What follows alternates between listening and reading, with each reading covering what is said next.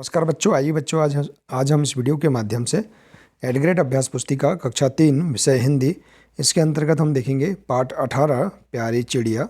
देखिए, इसमें दिए गए सभी प्रश्नों के आंसर हम किस प्रकार से अपनी पाठ्य पुस्तकों से पूर्ण कर सकते हैं। आइए आज हम इस वीडियो के माध्यम से जानेंगे। तो देखिए बच्चों, हम इसके सभी प्रश्नों के आंसर इस प्रकार से पूर्ण कर सकते हैं। तो इसके अंतर्गत पहला प्रश्न है, प्यारी चिड़िया कविता के अनुसार चिड़िया से आँखों में क्या भर कर लाने को कहा गया है।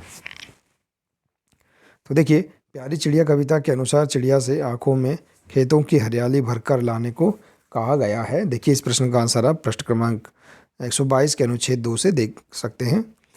इसके बाद अगला प्रश्न, थोड़ा जल पोखर का लाना।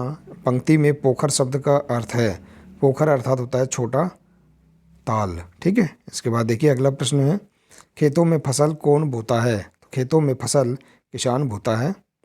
इसके बाद देखिए अगला प्रश्न है, कविता में चिड़िया से क्या क्या इच्छाएं की गई हैं। तो देखिए, इस प्रश्न का आंसर आप पृष्ठ क्रमांक 122 और 123 में देख सकते हैं। कविता में चिड़िया से पोखर से चोंच में भरकर जल लाना, पंखों में अटका कर मिट्टी लाना, खेतों की हरियाली को आँखों में भरकर लाना आदि इच्छाएं की गई हैं। तो इस प्रकार से आप देखिए इस प्रश्न का आंसर लिख सकते हैं। इसके बाद देखिए अगला प्रश्न है, प्रश्न 5वां, यदि आप कवि के स्थान पर होते तो चिड़िया से क्या क्या लाने को कहते। तो देखिए, यदि हम कवि के स्थान पर होते तो चिड़िया से तिनके, अनाज, जल, मिट्टी, हवा, खेतों की हरियाली, कुछ शैतानी खट्टी मीठी बोली लाने को कहते हैं। इसके बाद देखिए अगला प्रश्न है, आप कौन कौन से पक्षियों को पहचानते हैं, उनके नाम लिखिए। तो देखिए, हम चिड़िया, गौरैया, तोता, कौवा, बगुला, गीद, कोयल इत्यादि और अन्य पक्षियों को पहचानते हैं। तो आप इनके नाम इस प्रकार से लिख सकते हैं। ठीक है बच्चों, आइए इसी प्रकार से देखते हैं। अगला प्रश्न है दीर्घोत्तरी प्रश्न, आप अपने गांव या शहर पर 6 वाक्य लिखिए। देखिए, हम अपने गांव या शहर पर 6 वाक्य लिख सकते हैं।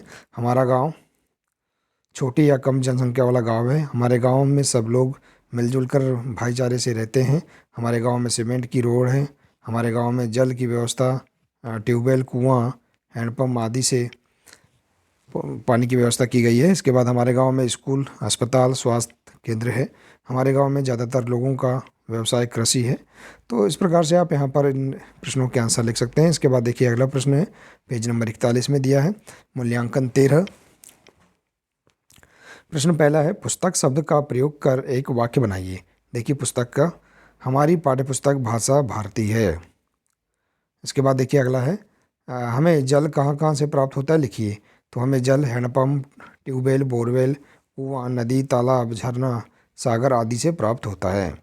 इसके बाद देखिए अगला प्रश्न है, अपने आसपास का वातावरण शुद्ध बनाए रखने के लिए आप क्या क्या करेंगे। तो देखिए, हम अपने आसपास का वातावरण को शुद्ध बनाए रखने के लिए चारों तरफ साफ़ सुथरा परिवेश रखेंगे, अपने आसपास वृक्षारोपण करेंगे, अपने घर, स्कूल, गांव की साफ़ सफाई करते रहेंगे, सड़कों में पड़ी पॉलीथीन को कूड़ादान में डालेंगे और धुआं रहित वाहनों का प्रयोग करेंगे। तो इस प्रकार से आप और भी अन्य उपाय लिख सकते हैं। ठीक है बच्चों, वातावरण को शुद्ध करने के लिए।